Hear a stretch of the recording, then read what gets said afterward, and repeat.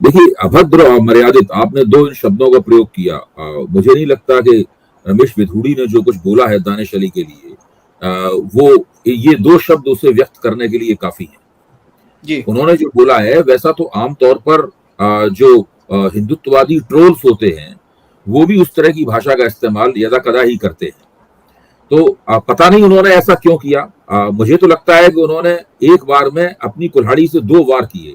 एक वार तो उन्होंने अपने पैर पर किया और दूसरा वार अपने राजनीतिक दल के पैर पे किया। तो उन्होंने अपनी टांग भी काटने की कोशिश की और भारतीय जनता पार्टी की टांग भी काटने की कोशिश की। अब समस्या इसमें क्या है? भाजपा एक खास तरह की समस्या में फंसी हुई है। वो ये है कि भाजपा ने पिछले 9-10 साल से जो राजनीति इस देश में चलाई है, जिससे जिस तरह का सार्वजनिक विमर्श बना है और एक खास तरह का एक इकोसिस्टम तैयार हुआ है, उसी इकोसिस्टम का ये नतीजा है कि जब रमेश विधूड़ी भीषण और भयानक किस्म की गालियां दानिश अली को दे रहे थे, उस वक्त हर्षवर्धन और रविशंकर प्रसाद जैसे वरिष्ठ सांसद, जो कि केंद्रीय मंत्री भी रह चुके हैं, और हर्षवर्धन, तो वो उसके ऊपर हंस रहे थे उसकी। इससे आप अंदाजा लगाइए, जबकि हर्षवर्धन को माना जाता है कि वो अपेक्षाकृत अन्य भाजपा सांसदों में अपेक्षाकृत शालीन है और वो उनकी उनकी छवि नरम है। तो उस इकोसिस्टम का प्रभाव ये है कि मुसलमानों को गाली देना, मुसलमानों का राक्षसीकरण करना, उनको जितनी बुरी से बुरी बातें कहना, उनको गद्दार कहना और पता नहीं क्या क्या उनको कहना, इस्लाम के खिलाफ बोलना, ये भारतीय जनता पार्टी के लोगों को या उनके समर्थकों को बहुत ही सुखकर लगता है। आपको याद होगा नूपुर शर्मा प्रकरण। जी जी। नूपुर शर्मा प्रकरण में उस वक्त नूपुर शर्मा ने जो कुछ कहा था, तो भाजपा ने, ठीक है, भाजपा ने उन्हें निलंबित किया और इस वक्त वो हाशिए में पड़ी हुई है पूरी तरह। लेकिन भाजपा के इस इकोसिस्टम द्वारा नूपुर शर्मा को काफी समर्थन प्राप्त हुआ था, काफी उनकी वाहवाही हुई थी, और एक बार ही ऐसा लगा था कि जरा सा भी मौका मिलेगा तो भारतीय जनता पार्टी फिर से उनको लाकर किसी अच्छे पद के ऊपर प्रतिष्ठित करेगी। अब चूंकि नरेंद्र मोदी पहले संसद में ये वक्तव्य दे चुके हैं कि किसी भी सांसद को अपशब्दों का प्रयोग नहीं करना चाहिए, और वो गारंटी देते हैं कि वो उनकी पार्टी की तरफ से ऐसा कुछ नहीं होगा, तो अब गेंद पूरी तरीके से उनके पाले में है। ये उनको तय करना है कि वो रमेश विधूड़ी का क्या करें। केवल उनसे ये कहना कि आप कारण बताइए कि आपने ऐसा क्यों कहा है, हो सकता है कि ये एक सांगठनिक कार्रवाई का एक प्रक्रिया हो और इसके बाद भारतीय जनता पार्टी उनके खिलाफ कोई कड़ा कदम उठाए। लेकिन अगर भारतीय जनता पार्टी ने रमेश विधूड़ी के खिलाफ कड़ा कदम नहीं उठाया, उनको पूरी तरीके से किसी भी किस्म की जिम्मेदारी के पदों से बेदखल नहीं किया गया, अगर उन्हें भारतीय जनता पार्टी की उनकी सदस्यता निलंबित नहीं की गई या उन्हें बर्खास्त नहीं किया गया, या दूसरी तरफ दूसरी गेंद लोकसभा अध्यक्ष के पाले में है, चूंकि उन्होंने संसद में बयान दिया है ये, तो उनके खिलाफ वैसी कानूनी कार्रवाई तो नहीं हो सकती, लेकिन लोकसभा अध्यक्ष उन्हें किस प्रकार की सजा देते हैं, ये भी, इसके ऊपर भी सबकी निगाहें बनी रहेंगी।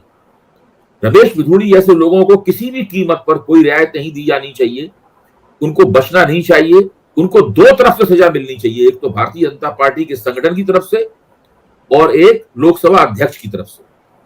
जी, मैं आपसे ये जानना चाहूंगा कि जब संसद मैं खड़े होकर एक सांसद, चुना हुआ सांसद, इस तरीके की भाषा का प्रयोग करता है, तो क्या उसे इस बात का डर नहीं होता है, जिस प्रधानमंत्री के ताकत के किस्से दुनिया भर में हैं कि वो सबसे ताकतवर प्राइम मिनिस्टर हैं, उनके सामने लोग डरते हैं, तो क्या उस संसद में खड़े होकर जब रमेश विधूड़ी ये बात बोलते हैं, तो क्या उनको पार्टी की तरफ से पीछे से समर्थन हो सकता है क्या? देखिए, मुझे क्या लगता है कि भारतीय जनता पार्टी में आमतौर पर ये एक छवि है, लोग भारतीय जनता पार्टी के भीतर लोग ये समझते हैं कि अगर मुसलमानों और इस्लाम को वो गाली देंगे तो उनको पार्टी के अंदर घुमा फिराकर तरक्की ही मिलेगी। ओके। अब दिक्कत की बात यह है कि होशियार और चालाक लोग होते हैं, वो इस काम के लिए एक चतुराई के साथ एक मंच चुनते हैं। जैसे अनुराग ठाकुर ने दिल्ली विधानसभा का जो चुनावी मुहिम थी, उसके दौरान उन्होंने अल्पसंख्यक विरोधी आपत्तिजनक भाषा का इस्तेमाल किया था, और भी भारतीय जनता पार्टी के नेताओं ने इस प्रकार का इस्तेमाल किया था। आप देखिए कपिल मिश्रा हैं, वो जिस तरह की भाषा का इस्तेमाल करते हैं, और अब तो कपिल मिश्रा को भारतीय जनता पार्टी ने अच्छे पद पर बैठा दिया। मैं इनके लोहड़ी से विधायक हैं, वो भी कई बार विवादों में रह चुके हैं। बहुत से लोग हैं, लोगों की बहुत लंबी सूची है। जी जी जी। रमेश बिधूरी ने शायद गलती ये कर दी है कि उन्होंने अपने अल्पसंख्यक विरोधी और इस्लाम विरोधी जो उनके घिनौने उद्गार हैं उनको व्यक्त करने के लिए उन्होंने गलत मंच चुन लिया है। अच्छा। अगर वो चुनावी मुहिम के दौरान या किसी और बहस के दौरान या किसी अपनी पब्लिक रैली में इस प्रकार की कोई बात कहते और खासतौर से चुनाव की गर्मा गर्मी में इस बात कहते, तब शायद उनके खिलाफ ऐसी कड़ी कार्रवाई करने करने की जिम्मेदारी भारतीय जनता पार्टी के गिरेबान में लोग नहीं कहते कि आप अपने गिरेबान में मुंह डालकर देखिए। तो अगर वो संसद में बोल गए हैं, इसलिए उनसे लगता है कि थोड़ी गलती हो गई और उसका भारतीय जनता पार्टी को भी नुकसान होगा। अभी देखिए, जब G20 हुआ था, G20 के बाद में बाइडेन वगैरह सब दूसरी जगहों पर गए तो उन्होंने कहा कि भारत में सरकार को चाहिए कि मुसलमानों के प्रति वो क्या रवैया अख्तियार करें, इसके बारे में पुनर्विचार करें। अल्पसंख्यकों के प्रति क्या दृष्टिकोण होना चाहिए, जो दुरुस्त नहीं है, उस पर पुनर्विचार करें। अब जब बिधूरी की बातें अंतर्राष्ट्रीय स्तर पर जाएंगी, जो कि आजकल के जमाने में तुरंत अंतर्राष्ट्रीय स्तर पर चली जाती हैं सोशल मीडिया के जरिए, और मीडिया और टेक्नोलॉजी इस तरह की हो गई है, तब आप देखिए कि ये जो बातें कही गई हैं मोदी सरकार के खिलाफ, इन सब बातों का महत्व और भी ज्यादा बढ़ जाता है और वो और भी बातें संगीन हो जाती हैं। इससे मोदी सरकार की जो अंतर्राष्ट्रीय छवि है बहुत बुरी तरह प्रभावित होने वाली है। इस छवि को वो एक ही तरीके से बचा सकते हैं, बिधूरी के खिलाफ कड़ी से कड़ी ऐसी कार्रवाई करें जिससे भारतीय जनता पार्टी में बहुत से लोगों को सबक प्राप्त हो।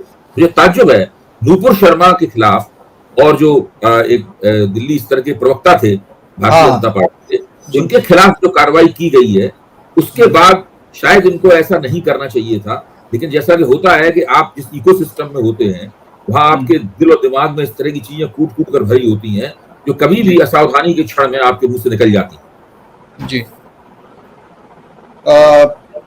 आपको इसमें क्या लगता है, जब आप सर देखते हैं कि इतनी बड़ी घटना होती है, मीडिया में लगातार चर्चाएं हो रही हैं, तो क्या आप नहीं समझते कि प्राइम मिनिस्टर की जिम्मेदारी बनती है कि पार्टी जो एक्शन लेगी वो लेगी, तुरंत भी तो कुछ दिखना चाहिए ना, कि प्राइम मिनिस्टर एक ट्वीट करके बोल दें कि इस तरीके की भाषा हमारी पार्टी बिल्कुल बर्दाश्त नहीं करेगी और कड़ी कार्रवाई होगी। कार्रवाई भले ही बाद में हो, लेकिन पब्लिक में एक मैसेज जाता है कि उस पार्टी का सबसे बड़ा नेता प्रधानमंत्री कम से कम इस भाषा का समर्थन नहीं करता है, चाहे वो मणिपुर रहा हो, चाहे वो नूह के दंगे रहे हो, चाहे फिर वो ये मामला हो गया आ गया हो, या फिर इससे पहले भी जयपुर बरेली में जो महाराष्ट्र जो ट्रेन जा रही थी उसमें जब नाम लेके गोली मारी गई, तो क्या प्राइम मिनिस्टर की जिम्मेदारी नहीं बनती है कि वो जब सोशल मीडिया पर बाकी चीजों के बारे में अपडेट देते हैं तो इस बारे में भी बोले वो?